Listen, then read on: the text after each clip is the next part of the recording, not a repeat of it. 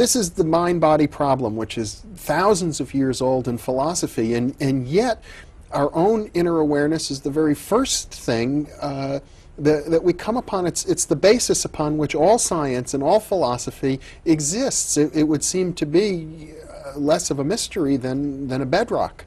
Indeed. You might say that consciousness is at once the most familiar thing in the world and the most mysterious. Consciousness is what we start with. When it comes to knowing the world and looking out at the world, consciousness is what we have first. Everything else is secondary. I know that I exist. I know that I'm conscious. I think you probably exist, and there's a physical world out somewhere behind that. So in terms of what's familiar to me, gosh, consciousness is number one. But then in terms of accommodating that within a scientific worldview, it's fascinating that we've actually turned out to make much more progress on understanding such distant phenomena as subatomic particles or distant stars, not to mention the phenomena of chemistry, of biology, and of life, than we have of understanding our own consciousness. It almost sticks out like a sore thumb in the scientific picture. How is it that all these physical processes in the world should be associated with conscious experiences? And that's a problem which science, despite the familiarity of the phenomenon, has been almost silent on. Well, to me, it's a paradox that you can't, to my way of thinking, you can't have science without consciousness, and yet scientists, many of whom would maintain that they can they expect that they could arrive at a pretty complete picture of the universe that doesn't involve consciousness. Right, indeed. So to do any consciousness, you've got to start, to do any science, you've got to start with a conscious mind. All the fundamental data we deal with are data of our experience. But it's interesting, science is so hooked on the idea of being, we're so hooked on the idea to do proper science, you have to be objective. You have to eliminate anything subjective from the picture to build up a scientific framework. If every last remnant of consciousness, of subjective experience in those data gets eliminated, and we push our theory, you give a scientific theory, for example, of heat or of light, and you give a theory of these physical phenomena of molecules moving fast in a hot object. One gives a theory of everything, it seems, all the objective aspects of heat. One leaves out actually the very central subjective aspect of hotness. Science doesn't actually give a theory of the conscious feeling of hotness. So science is actually built up on the idea that one has to eradicate the subjective to give these objective theories. If so, then when it comes to that works for a lot of phenomena. When it comes to giving a theory of consciousness itself, which is the paradigmatically subjective phenomenon, it seems that it may be that the methods of science have to be expanded. Well, let's take this as an example, because almost every science student will learn that we have heat sensors that are part of our nervous system. They become activated. They send neural impulses up from the sensor along the nerves into the brain, and therefore we feel or perceive that heat. You're saying that doesn't really explain it. Well, I think that you can tell a nice scientific story about what happens when the stuff in the environment hits the heat sensors. It sends a story up the optic nerve, and something happens in the brain, and some neurons wiggle up there, and so on. And then you said the last step, and therefore we feel it. Now that's the interesting step. How does that happen? How do those neurons firing and wiggling away inside the brain suddenly give rise to this subjective experience of hotness, the feeling of heat? Nothing in the scientific story, it seems, tells you why that has to happen. How does the water of the brain turn into the wine of consciousness? As far as everything in the scientific story is concerned, consciousness might as well not be there, it seems, from the third-person point of view. We might as well just be giant, unconscious automata, zombies, functioning in the world, reacting to those heat sensors, giving little reports like, gosh, that's hot, reacting to it, sweating a little bit maybe and moving away. Why do we need conscious subjective experience in that picture? And classically, the mind-body problem is something like this. How do you take atoms and molecules and physical substances that possess no consciousness whatsoever, and from that derive consciousness?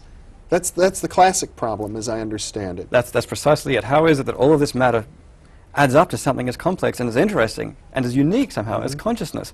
That works so well in so many other domains, the method of explanation by reduction, trying to explain, take a high-level phenomenon like life and reproduction and give an explanation of it in terms of low-level phenomena such as the molecular biology of DNA and how DNA transmits information, stores information, transmits it from one generation to the next, plays a role in the development of an organism. Eventually one gets a developing organism which grows and reproduces and adapts, and one gets a nice scientific explanation of life.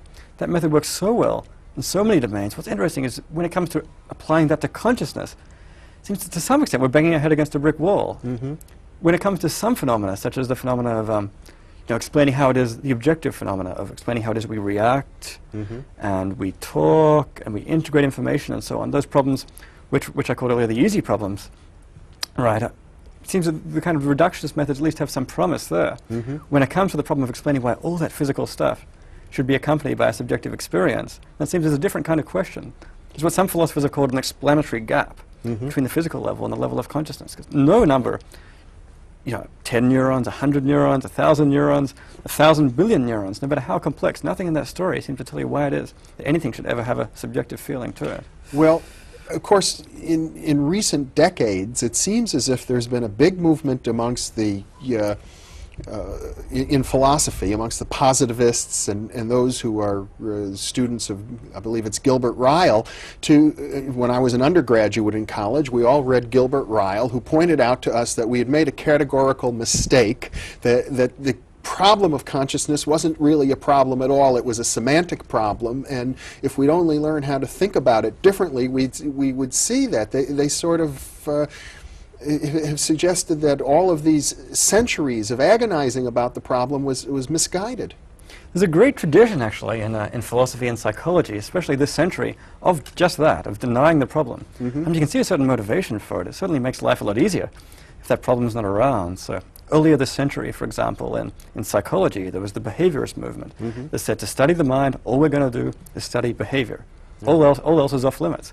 That allows the possibility, arguably, of an objective science of the mind, at cost, though, it seemed to many, of denying the most central phenomenon about the mind, the most central fact about the mind, which is that we are subjectively conscious. And psychology has gradually moved away from that. In philosophy, it's interesting. Even more recently in philosophy, there's been a big movement to say, well, as philosophers these days, we're not going to be caught up in those ancient mysteries. We're going to be scientific. We're going to try and adapt our philosophy to the scientific worldview, and therefore we're going to deny any of these interesting, mysterious questions, which seem to lead us into the trap of being unscientific somehow. So, the movement of logical positivism, for example, in the 1940s, and philosophical behaviorism in the 1950s and 1960s, there was a groundswell towards just saying, okay, there's no problem here, it's all just a big semantic confusion. What's interesting, though, is actually in more recent years, I think, especially over the last 5 or 10 years, people have begun to realize, well, we almost convinced ourselves that there was no problem. Life was beginning to look a lot simpler, but the more you think about it, you realize, gosh, the problem just hasn't gone away. It's like that, that nagging itch. Well, you can forget about for a while, and it comes back. The leading proponent of reminding people that they haven't gotten rid of the problem. Some of the cognitive theorists have said, well, if we can solve all the little problems and then you add that all up, that's it. That's consciousness. That's right. But what's interesting, actually, is when people don't talk about this stuff a whole lot, but it's interesting. When you actually press people on it, when you talk people about it, almost everybody knows that there's a big problem here that we haven't yet solved. People have different attitudes towards it. Some people say, well, gosh, we can't even begin to solve that one yet. We'll work on all these simpler problems first. Other people say, well, sure, there's a problem there, but it's not science anyway. Gosh, I mean, it's subjective. It's not science, so we shouldn't need to worry about it. Some people deny there's a problem, but it's interesting that when I go around there. Actually, sometimes I do surveys, whether it's psychologists, neuroscientists, and philosophers. 3 out of 4 people say, gosh, there's a very serious problem here, which isn't being addressed by the current methods. What's interesting is, for the most part, people don't talk about it, and at least until very recently. And in recent years, people have actually started to talk about consciousness a little bit more centrally, and some of these problems are being brought directly into people's attention. And I think we're now entering into an exciting period where, for a long time, there's been a few little people here and there struggling away, making a little bit of progress, and little theories here and there on the problem. Now I think we're coming to a point where maybe we're going to see a more concerted effort for a number of people from different disciplines.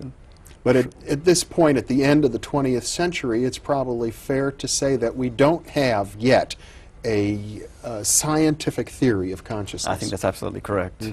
I mean, indeed, it's about as much of a problem that can sometimes seem as it ever was. We have a great theory of the brain. Or we don't have a great theory of the brain, but we have a pretty good theory, pretty good beginning theory. We know about neurotransmission. How neurotransmission works, how the different areas of the brain interact with each other, and what area does what, and rough principles of information processing that tells us what's responsible for vision, for language, and so on. Nothing in that has yet given us much insight into why that should be accompanied by subjective experience. And the interesting question, of course, is what it is we have to do, what it is we have to add to a theory to get consciousness in there.